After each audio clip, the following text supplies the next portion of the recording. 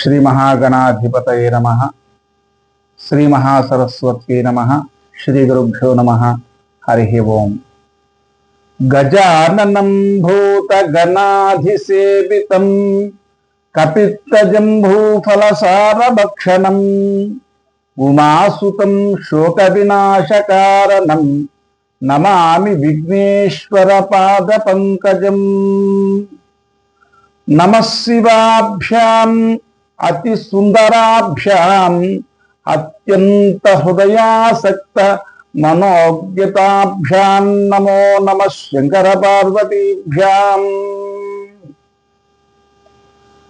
పరమశివ భక్తుల యొక్క కథలు ఒక అద్భుతంగా ఉంటాయి. అవి మనకు ఏదో ఒక సందేశాన్ని నిరంతరం చెబుతూనే ఉంటాయి. భగవంతుని ఎడల మనం ఎటువంటి భావనను కలిగి ఉండాలి, భగవంతుని దృష్టి మన మీద పడాలి అంటే మనం భగవంతుని మీద ఎటువంటి దృష్టిని కలిగి ఉండాలి, ఇవన్నీ కూడా మనం ఆసక్తితో గమనిస్తే పరమశివుని యొక్క భక్తుల కథలు ప్రతిదీ గొప్ప గొప్ప సందేశాన్ని మనకి ఇస్తూనే ఉంటాయి. అటువంటి పరమ భాగవతోత్తములైనటువంటి పరమశివ దాసులలో, ఆయనను సేవించి తరించినటువంటి భక్తాగ్రగణ్యులలో కొన్ని కథలను మనం తెలుసుకునేటువంటి ప్రయత్నంలో భాగంగా ఇవాళ గొడగూచి అనేటువంటి ఒక చిన్న పిల్ల కథను మనం తెలుసుకుందాం. అవడానికి గొడగూచి అంటే కూచి అనేటువంటి పదానికి చిన్నపిల్ల అని అర్థం. గొడగూచి అంటే గొల్లవారి కుటుంబానికి చెందినటువంటి చిన్నపిల్ల. నిజానికి ఆ అమ్మాయి వయస్సు 6 సంవత్సరాలు. 6 సంవత్సరాల వయస్సులో పరమశివుని హృదయానికి దగ్గరై పరమశివుని సేవలో తరించి ముక్తిని పొందినటువంటి ఆ పిల్ల చరిత్రను మనం చదువుకుంటే పరమేశ్వరుడితో మన సంబంధం ఎలా ఉండాలి, ఆయన్ని మనం హృదయానికి దగ్గరగా తీసుకురావడానికి ఏం చేయాలి అనేటువంటి విషయాలను మనం క్షుణ్ణంగా తెలుసుకోవడానికి అవకాశం ఉంటుంది. కర్ణాటక ప్రాంతంలో జరిగినటువంటి ఈ విశేషాన్ని గురించి మనం ఇప్పుడు తెలుసుకుందాం. గొడగూచి, అక్కడ ఆ ప్రాంతం అంతా కూడా పరమశివుని యొక్క భక్తులతో నిండి ఉంటుంది. పరమశివుణ్ణి ఆరాధించందే తెల్లారదు. అటువంటి ప్రాంతంలో ఒక గొల్ల వ్యక్తి, గొల్ల యాదవ కుటుంబానికి చెందినటువంటి వ్యక్తి. ఆయన అద్భుతమైనటువంటి శివభక్తుడు.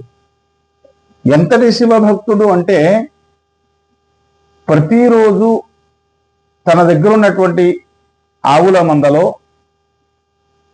మొట్టమొదటగా శ్రేష్టమైనటువంటి కొన్ని ఆవులను ఎంపిక చేసుకొని ఆవుల పాలు పితగగా వచ్చినటువంటి పాలల్లో ఒక కుంచెడు పాలు చక్కగా కాచి పరమేశ్వరుడికి నివేదన చేయందే ఏ రోజు పచ్చి గంగ కూడా ముట్టదు. నిజానికి మనం చూడడానికి పరమ భక్తుడే, కానీ పరమశివుడు ఈ భక్తిని తీసుకోలేదు. అది ఎందుకో చెప్తాను. అంతటి నిష్ఠాగరిష్ఠుడైనటువంటి ఆ వ్యక్తి అలా నిరంతరం ఆ పరమశివుణ్ణి సేవిస్తూనే ఉన్నాడు, తరిస్తూనే ఉన్నాడు. అలాగా సేవలో నిరంతరం రోజులు గడిచిపోతున్నాయి. ఎప్పుడూ కూడా బయటకు వెళ్ళడానికి అంగీకరించేవాడు కాదు. ఎందుకంటే ఏ రోజైనా తను బయటకు వెళితే ఆ పరమేశ్వరుడికి పాలు సమర్పించడం ఆగిపోతుందేమో అన్నటువంటి బాధ ఆ ఊళ్ళో ఉన్నటువంటి స్వామికి. సరే, చాలా ఏళ్ళు గడిచినాయి. ఒకసారి అత్యవసరంగా తప్పనిసరిగా బయటికి వెళ్ళాల్సినటువంటి పని పడింది. ఎలాగా? తాను బయటికి వెళితే రోజు పరమేశ్వరుడికి పాలు నివేదించడం ఎలా, ఈ బెంగ పెట్టుకున్నాడు. పోనీ భార్యను ఏమైనా అక్కడ ఉంచి వెళదామంటే భార్యని కూడా తీసుకువెళ్లాల్సినటువంటి పరిస్థితి. ఇంకెవరికైనా అప్పచెబుదాము అంటే వాళ్ళు సరిగ్గా చేయలేకపోతే ఎలా, ఇది ఆయన బాధ. సరే మదన పడ్డాడు వాళ్ళ వీళ్ళ ఎవరికి అప్పచెప్పాలి ఆ పని, ఎంతకి తెగటలేదు. తప్పనిసరిగా గ్రామాంతరం వెళ్లాల్సినటువంటి పని పడింది. ఇక ఆలోచించాడు. ఆయనకు ఒక చిన్న పిల్ల ఉంది, ఆ అమ్మాయి వయసు 6 ఏళ్ళు. అయినా తాను చెప్పిన పని నమ్మకంగా చేయడానికి ఆ పిల్లే సరైంది అనుకున్నాడు. పిల్లని కాకేశాడు. అమ్మాయి, నేను అత్యవసరంగా పొరుగురుకు వెళ్లాల్సినటువంటి పని పడింది. అమ్మ నేను ఇద్దరం కూడా వెళ్తున్నాము. నీకో పని అప్పచెప్తాను, అత్యంత శ్రద్ధగా ఆ పని చేస్తావా అని అడిగాడు. తప్పనిసరిగా నాన్నగారు, మీరేం చెప్తారో చెప్పండి. నీకు తెలుసు కదా, మనం ప్రతిరోజు మనకు ఉన్నటువంటి ఆవులలో పాలు పితికి ఒక కుంచెడు పాలు తీసుకువెళ్ళి గ్రామంలో ఉన్నటువంటి శివాలయంలో పరమేశ్వరుడికి నివేదన చేస్తాం. ఇప్పుడు నేను గ్రామాంతరం వెళితే ఆ పని ఆగిపోతుంది. ఇప్పుడు ఎలాగా అని బెంగ పడుతున్నాను. ఇప్పుడు నువ్వు నాకు కనిపించావు, నాకు బదులుగా ఈ పని నువ్వు చేయాలి అంటే, సరే నాన్నగారు, అమ్మా శ్రద్ధగా చేస్తావా? తప్పనిసరిగా చేస్తాను నాన్నగారు. ఇది మాత్రం ఎట్టి పరిస్థితుల్లోనూ మానకూడదు. చాలా చక్కగా కుంచెడు పాలు కొలిచి దాన్ని కాచి ఆ శివుడికి నివేదన చేయాలి. చాలా జాగ్రత్తగా చేస్తావమ్మా. 10 సార్లు అనేక రకాల జాగ్రత్తలు చెప్పి గ్రామాంతరానికి వెళ్ళాడు. సరే మరుసటి రోజు ఉదయం పాలేళ్ళు వచ్చారు, ఆ పాలు పిండారు, ఇంటికి తీసుకొచ్చారు. ఆ పాలల్లో ఈ అమ్మాయి పరమేశ్వరుడికి నివేదన చేయమని తండ్రి చెప్పినటువంటి మాటను గుర్తుపెట్టుకుని చక్కగా తలస్నానం చేసింది. ఆ పరమేశ్వరుడికి నమస్కారం చేసుకుంది. కుంచెడు పాలు చక్కగా కొలిచి తీసుకుంది. ఆ పాలు చక్కగా కాచింది, తోడు పెట్టడానికి వీలుగా కొన్ని పాలు పక్కన పెట్టి మిగిలిన పాలు బాగా చల్లార్చి దాంట్లో బెల్లం కలిపి ఆ పరమేశ్వరుడికి సమర్పించడానికి వీలుగా ఒక క్యాన్లో పట్టుకుని శివాలయానికి తీసుకువెళ్ళింది. పరమేశ్వరుడు ముందు పెట్టింది. పరమేశ్వరుడు నివేదన పెట్టాలి. నివేదన అంటే ఏమిటి? ఆ పరమేశ్వరుడు వచ్చి తాగుతాడు అనుకుంది ఆ పిల్ల. ఆ పిల్లకి అదే తెలుసు. కాబట్టి ఖచ్చితంగా ఆయన వస్తాడు, తాగుతాడు అనుకుంది.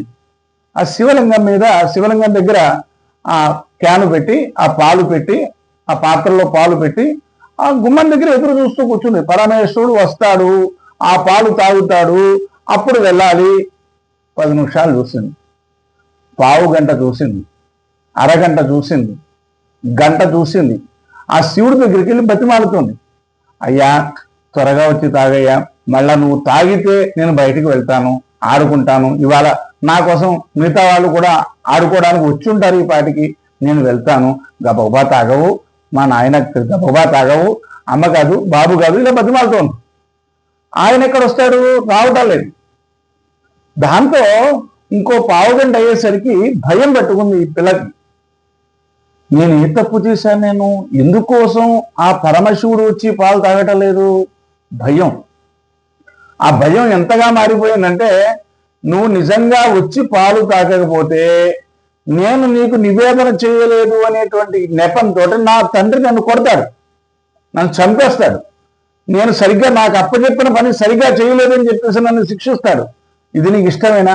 బాబాబు ఈ పాలు తాగు అని చెప్పేసి బతిమాలటం మొదలుపెట్టింది. ఎంత బతిమాలనా పరమేశ్వరుడు రాలేదు. దాంతో ఆ పిల్ల బెంబేలు ఎత్తిపోయింది. నువ్వు కనుక తాగకపోతే ఇంటికి వెళ్ళగానే ఆ గ్రామాంతరం నుంచి వచ్చిన నా తండ్రిని నన్ను చంపేస్తాడు. నన్ను కనుక ఇలా శిక్షకు నింద పడే కన్నా నేను నీ దగ్గర ప్రాణాలు కోల్పోవడమే నాకు నయం. కాబట్టి నువ్వు వచ్చి తాగుతావా తాగవా? పరమేశ్వరుడు తాగటం. దాంతో ఆ చిన్ని హృదయం తలెడిల్లిపోయింది. ఇక శివలింగానికి ఆ తల పట్టుకుని కొట్టుకోవడం ప్రారంభించింది. రక్తం గారిపోతుంది. పరమశివ పరమశివ పరమశివ పరమశివ అంటూ కొట్టుకోకపోతుంటే ఇక చెలించిపోయాడు. ఆ శివలింగాన్ని నుంచి పరమేశ్వరుడు వచ్చి ఈ అమ్మాయి చేతిలోంచి ఆ పాత్ర తీసుకుని గడగడగడ ఆ పాలు తాగి ఆ చిన్నారి తల మీద చెయ్యి పెట్టి నీరి ఆ గాయాన్ని మాన్పించి జాగ్రత్తగా పంపించాడు. పరమానంద పరికరాలు అయిపోయిన పిల్ల, అమ్మయ్య నాకు అప్పచెప్పిన పని నేను పూర్తి చేశాను, నాన్న నన్ను ఇంకా కొట్టాడు. ఆ వేళ అయిపోయింది. మరుసటి రోజు మళ్ళీ పాలు కాచింది, ఆ శివాలయానికి పట్టుకెళ్ళింది, ఆ శివలింగం ముందు పెట్టింది, పరమశివుని రమ్మని పిలిచింది. నిన్న వచ్చాడు కదా, ఇవాళ కూడా ఆయన వచ్చాడు, పాలు తాగాడు. 3 రోజులు గడిచింది. 3వ రోజున ఆ సమయానికి తండ్రి వస్తున్నాడు. ఈమె శివాలయం నుంచి పాలు పరమేశ్వరుడికి సమర్పించి ఖాళీ పాత్ర పట్టుకుని వస్తాం. దారిలో తండ్రి కనిపించాడు. ఏమ్మా గుడికి వెళ్ళావా? నాన్న ఇదిగో నాన్న గుడికి వెళ్ళాను, ఇప్పుడే వస్తున్నాను. మరి పాలు ఏవి అని అడిగాడు. అడిగితే శివుడికి తాగిపించమన్నా, నదిలో పెట్టమన్నావు కదా, శివుడు తాగేశాడని. శివుడు ఏంటి, పాలు తాగడం ఏమిటి, ఏం చెప్తున్నావు నువ్వు అని. నిన్న తాగాడు, మొన్న తాగాడు, నేను పట్టుకెళ్ళాను, ఈశ్వరుడు పాలు తాగాడని. ఈశ్వరుడు ఎక్కడైనా పాలు తాగుతాడా? అది శివలింగం, రాయి. ఆ రాయి పాలు తాగడం ఏమిటి? నువ్వేదో అబద్ధం చెప్తున్నావు. నిజం ఒట్టుగా అన్నా, నేను పాలు తాగాడు, నేను తీసుకెళ్ళాను, నేనే స్వయంగా ఇచ్చాను, ఈశ్వరుడు పాలు తాగాడని. ఇది నమ్మశక్యంగా లేదు.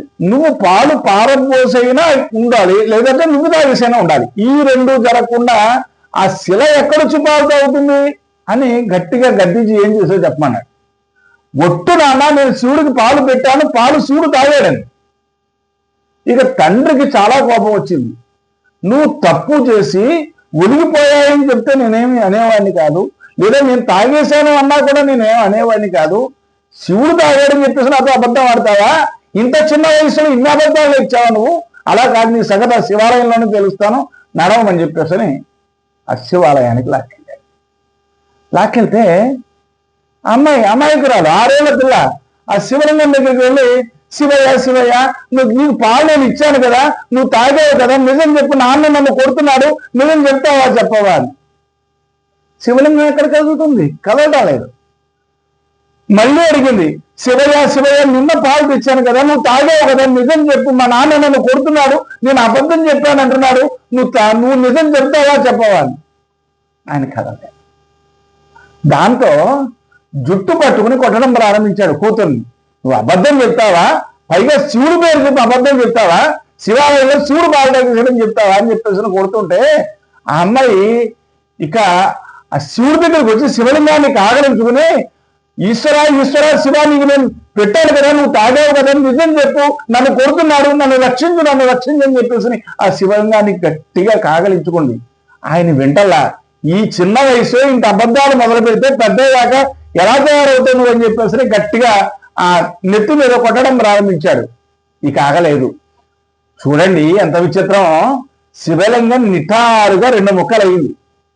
దాంట్లోంచి వచ్చాడండి దేదీప్యమానమైనటువంటి ఆపాతాల నభస్థలాంత భువన బ్రహ్మాండమాది స్ఫురతు జ్యోతిస్ఫటికలింగమౌని విలసత్పూర్ణేందు వాంతామృతై అస్తోకా పృతనేక వీషణైషన్రుద్రానువాకాంజపం ధ్యాయేత్ ఈప్సిత సిద్ధయే ధ్రువపదం విప్రోభిషించేశ్చం.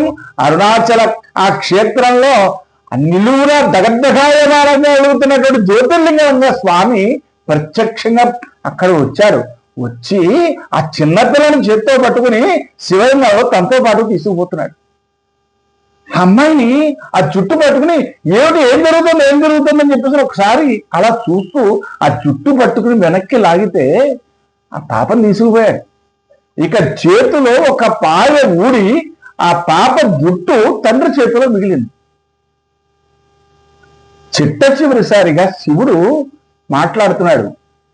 ఆ పాపది నిష్కల్మషమైనటువంటి భక్తి, ఆ భక్తికి నేను సంతసించాను. అటువంటిది నువ్వు ఆ పాపని శిక్షించడానికి పూనుకున్నావు, దీన్ని నేను క్షమించను సుమా అని చెప్పేసి ఆ పాపను నాలో ఐక్యం చేసుకుంటున్నాను.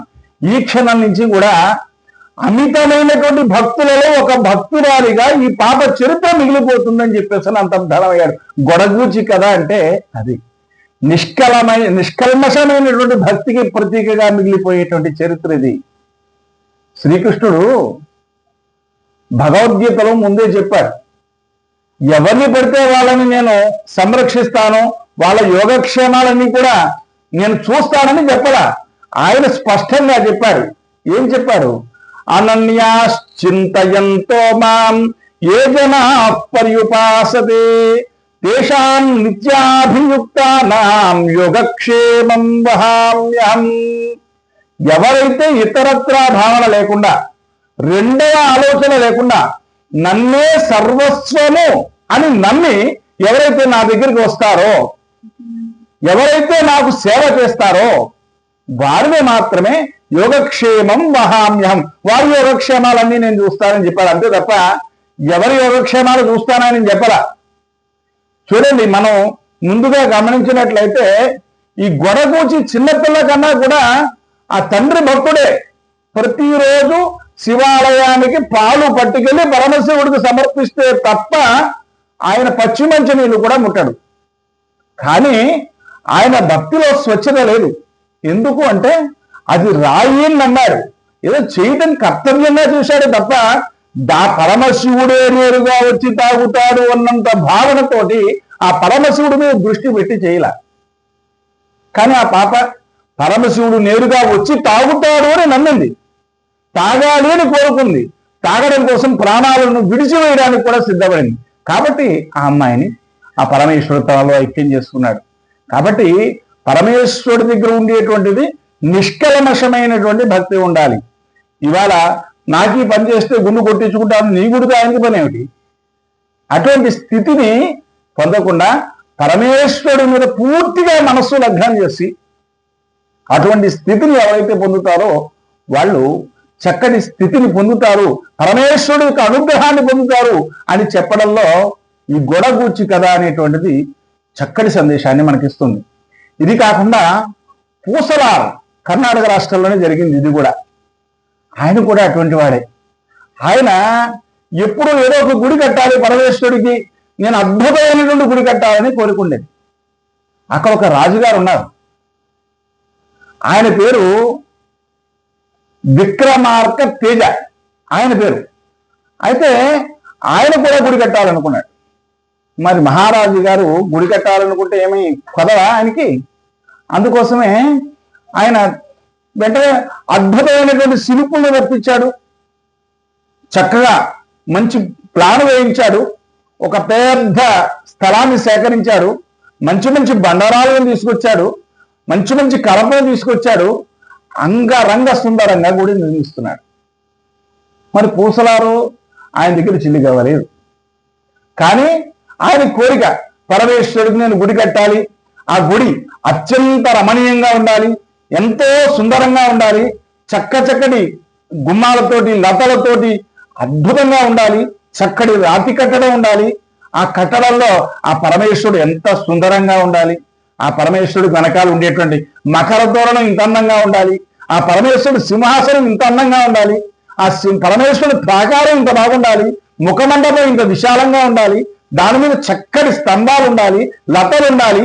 ఇలా ఆయన ప్రతిదీ మనసులో అనుకుంటూ ఉండేవాడు. కానీ ఆయన దగ్గర స్థలం లేదు, కట్టడానికి డబ్బు లేదు, పిలిస్తే పలికేవాళ్ళు లేరు. ఆయనకు తెలిసిందల్లా కూడా పరమశివుని ధ్యానం, నిరంతరం పరమశివుని ధ్యానం. ప్రతిరోజు పరమశివుడి దగ్గర కూర్చుండే నమశివాభ్యాం నవయౌవనాభ్యాం పరస్పర శ్లిష్టవపుర్ధరాభ్యాం చక్కగా పరమేశ్వరుని స్తోత్రం చేసేవాడు ఆయన. అటువంటి స్తోత్రంలో ఆయన ప్రతిరోజు కళలు వినాడు. ఇవాళ ఆ పరమేశ్వరుడు చక్కటి స్థలం సేకరించాను కదా, ఇవాళ చక్కటి ప్రణాళిక వేసి ఆ మండపాన్ని, ముఖ మండపాన్ని ఎంతో విశాలంగా అక్కడ ప్రాకారాన్ని ఏర్పాటు చేయడం కోసం ఏర్పాట్లు చేశాను. ఇవాళ భూమి పూజ చేశాను, చక్కగా వెండి ఇతర పట్టుకొచ్చాక నేను శంకుస్థాపన చేశాను. ఆ పరమేశ్వరునికి ఇవాళ చక్కగా ఆ శిలలతోటి అంతా కూడా ప్రాకారాన్ని ఏర్పాటు చేశాను. ఆ ప్రాకారాల మీద బండరాలు పేర్పిస్తున్నాను, అందంగా ముఖమండలం నిర్మిస్తున్నాను, అందులో గర్భాలయ నిర్మాణం చాలా చక్కగా వస్తుంది. ఓ చక్కటి బండరాయి తీసుకుని దాని స్వరూపాన్ని చెక్కుతున్నాను, అందంగా చెక్కుతున్నాను, దాంట్లో మనోహరంగా రమణీయంగా అంత ఆనందంగా ఉండేది. ప్రతిరోజు పరమేశ్వరుని తలంపుల్లో ఉండేవాడు పూసనారాయణ. అటువంటి గొప్పవాడైన ఆయన ఇక్కడ ఈయన మనస్సులో గుడి కడుతున్నాడు. అక్కడ ఆ విక్రమార్కుడు ఆయన తేజ, ఆయన మహారాజు గారు ఆయన ఏం చేస్తున్నారు, అక్కడ చక్కగా మంచి మంచి శిల్పులను తెచ్చి రమణీయంగా గుడి కట్టిస్తారు. ఆ గుడి చాలా అందంగా వస్తుంది, అద్భుతమైనటువంటి గుడి, చక్కటి శిల్పకళా నైపుణ్యంతో వస్తుంది. అటువంటి గుడి మరెక్కడ ఈ ప్రాంతాల్లో ఎక్కడా లేదు, అనంత గొప్పగా వస్తుంది అప్పుడు. ఆ గుడి నిర్మాణం పూర్తిగా వచ్చింది. చక్కగా స్వామి మూర్తిని చెక్కారు, ద్వారపాలకులు చెక్కారు, అమ్మవారిని చెక్కారు, కుమారస్వామిని చెక్కారు, గణనాథుని చెక్కారు. అందరినీ మొత్తం చాలా రమణీయంగా ఉంది చూడటానికి. ఇక చక్కటి ముహూర్తం చూసుకుని ప్రతిష్ఠ చేయాలి. దేశంలోనే పేరెన్నిక కన్నటువంటి ప్రతిష్టాపనాచార్యులను తీసుకొచ్చారు, చక్కటి ముహూర్తం నిర్ణయించారు. ఇక 2 రోజుల్లో ముహూర్తం. ఆ రాజ్యం అంతా కూడా కోలాహలంగా ఉంది.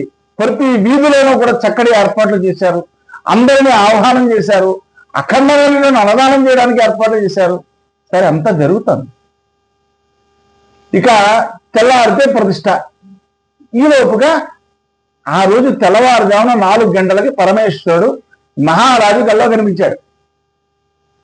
కల్లో కనిపించి, రాజా, నువ్వు కట్టినటువంటి గుడి చాలా అందంగా ఉంది నాకు, కానీ ప్రతిష్టకు నీ రావటం లేదు. ఎందుకంటే నీ రాజ్యంలోనే పూసలారు ఉన్నాడండి, ఆయన గుడి కడుతున్నాడు. ఆయన గుడిలోకి నేను వెళ్తున్నాను, అంతే తప్ప నీ గుడిలోకి నేను రావటం లేదు అన్నాడు. నిర్ఘాంతపోయాడు. ఏమిటి, నా రాజ్యంలో నేను కట్టేటువంటి గుడి కన్నా గొప్ప గుడి ఉందా, దానికి పరమశివుడు నేరుగా వెళ్తున్నాడా, ఇదే అక్కడ ఆశ్చర్యం అని చెప్పేసి వెంటనే మెరుకు తెచ్చుకున్న తర్వాత మంత్రిని పిలిచాడు, ఆ దండనాథుల్ని పిలిచారు. ఈ పరిసర ప్రాంతాల్లో ఎక్కడ గుడి నిర్మాణం జరుగుతుందా, ఎక్కడా జరగటం లేదు. మరి ఏంటి, పరమేశ్వరుడు నా కల్లోకి వచ్చి అక్కడ అందమైనటువంటి గుడి నిర్మాణం జరుగుతోంది, ఆ గుడి ప్రతిష్టకు నేను వెళ్తానన్నాడు ఏమిటి అని చెప్పేసి అసలు పూసలారు అనేటువంటి వాడు ఎవరైనా ఉన్నారా ఇక్కడ, అలాగా మొత్తం విచారించగా పరమశివుడు భక్తుడైన ఆయన ఒక గుహలో కూర్చుని ఈ పరమశివుడు ధ్యానం చేసుకుంటూ ఉంటాడు నిరంతరమును, ఆయన దగ్గరే ఉంది కట్టడానికి గుడి అని చెప్పేసి అంటే, సరే నేను ఒకసారి ఎందుకైనా మంచిది ఆయన దర్శనం చేసుకుంటాను అన్నాడు రాత్రి. మరుసటి రోజున అందరినీ దగ్గర పెట్టుకుని ఆ పూసలారిని వెతుక్కుంటూ వెళ్ళాడు. వెళ్ళగా ఊరి చివర ఒక పూరి గుడిసేయండి, అందులో ఉన్నాడు ఆయన. వెళ్ళాడు. మహాత్మా నమస్కారం అన్నాడు. ఏం మహారాజా, ఏమిటి మీరు ఎలా వచ్చారంటే, మీరేదో గుడి కడుతున్నారట, నిజమేనా? నేను గుడి కట్టడం ఏంటి మహారాజా, నేను ఎక్కడ గుడి కట్టగలను, నేను ఏ సంపద లేనటువంటి వాడిని, నేను గుడి కట్టడం ఏమిటి? మరి నాకు ఇవాళ తెల్లవారుజామున పరమేశ్వరుడే కళలో కనిపించాడు. ఆ కళలో మీరు గుడి కడుతున్నారని, ఆ ప్రతిష్టకి తాను వెళుతున్నానని చెప్పారు ఆయన. నేను గుడి కట్టాను మీకు తెలుసు కదా మహనీయ, అటువంటి ఆ గుడికి ఆయన రానన్నారు, మీరు గుడి కడుతున్నారట, ఆ గుడికి పరమేశ్వరుడు వస్తాడని నాతో స్వయంగా చెప్పాడు. ఇదేం విచిత్రమో చూద్దామని వచ్చానన్నాడు. నిజం చెప్తున్నాను, నాకు ఏ గుడి కట్టలేదు, నేను నిరుపేదని, నేను ఒక్క చిల్లి గవ్వ కూడా నా దగ్గర లేదు. కానీ ఆ పరమేశ్వరుడికి ఒక గుడి కట్టాలని కోరిక మాత్రం నాలో ఉండిపోయింది. అందుకోసం నిరంతరం నా ధ్యాసలో నేను ఉంటూ ఉండేవాడిని. ఈ రోజు స్వామివారికి పునాది వేశానని, ఈ రోజు స్వామివారికి గర్భాలయ నిర్మాణం చేశానని, ఈ రోజు స్వామివారికి ముఖమండలం నిర్మాణం చేశానని, ఈ రోజు రాళ్ళు విగ్రహాలు, ఇలా నా మనసులో నేను భావన చేసుకుంటూ నా మనసులో గుడి కట్టడం తప్ప స్వామికి నిజంగా గుడి కట్టేంత శక్తి ఉన్నటువంటి వాడిని కాదు మహారాజా, నేను ఏ గుడి కట్టలేదన్నాడు. ఒక్కసారి సత్యం బోధపడింది రాజుకి. అంటే బాహ్యంగా నేను కొన్ని కోట్ల రూపాయలు వెచ్చించి ఇంత అందంగా కట్టినటువంటి గుడి కంటే కూడా మీ మనోమందిరంలో నిర్మించుకున్నటువంటి గుడికి పరమేశ్వరుడు ఎంత విలువ ఇచ్చాడో నాకు అర్థమవుతోంది. ఆయన నేను కట్టిన గుడిని కాదని మీరు కట్టినటువంటి గుడి దగ్గరికి వస్తాను అన్నారంటే, మీరు ఎంత నిశ్చలమైనటువంటి మనస్సుతోటి, నిర్మలమైనటువంటి భక్తితోటి ఆ స్వామివారిని సేవించారో కదా, మీ జీవితం ఎంత చరితార్థమైందో కదా. ఇంతకన్నా గొప్ప భక్తి లేదు, ఇంతకన్నా గొప్ప గుడి లేదని సత్యాన్ని తెలుసుకుని ఆ పూసలారు కాళ్ళ మీద పడి ఆయనకి నమస్కారం చేసి ఆ పరమశివుడిని అర్చన చేశారట. ప్రతి పరమశివుడి భక్తుని యొక్క కథల్లోనూ కూడా ఒక నిగూఢమైనటువంటి సందేశం ఉంటుంది. మన మనస్సును మందిరంగా చేసుకోవాలి. మనం ఇచ్చే, నేను 1,00,000 రూపాయలు స్వామి వారికి ఇచ్చాను, నీ లక్ష్యానికి ఎందుకు? ఇటువంటివి కొన్ని కోట్ల లక్షలు ఎప్పుడు అడిగితే అప్పుడు సిద్ధంగా ఇవ్వడానికి సిద్ధంగా ఉన్నటువంటి కుబేరుడు ఆయన పక్కన ఉన్నాడే. కొన్ని స్వామి వారికి నేను వెండి కిరీటం చేసి ఇచ్చాను, నీ వెండి కిరీటం ఆయనకి ఎందుకు? ఆయన కూర్చున్నటువంటి కొండే ఒక వెండి కొండ. అటువంటి నవనిధులకి అధిపతులైనటువంటి స్వామి కల్పముఖే ఆయన చెంత ఉన్నది. ఇటువంటి స్వామి మనం ఇవ్వాల్సింది ఏమిటి అంటే మన మనస్సును అర్పించాలి, నిర్మలమైనటువంటి భక్తితో స్వామి వారిని ఆరాధించాలి, స్వామి వారిని సేవించాలి, ఆ సేవలో మనం తరించాలి. ఇలా ప్రతి పరమశివుని యొక్క కథ కూడా ఒక అవ్యాజమైనటువంటి శక్తివంతమై మనకి మన మనస్సును నిర్మలం చేయడంతో పాటు మన జీవితాలను చరితార్థం చేసేటువంటి నిగూఢమైనటువంటి సందేశంతో ఆ పరమేశ్వరుని యొక్క పాద పద్మాల దగ్గరికి మనల్ని తీసుకువెళుతూ ఉంటుంది. హర నమః పార్వతీపతయే, హర హర మహాదేవ్.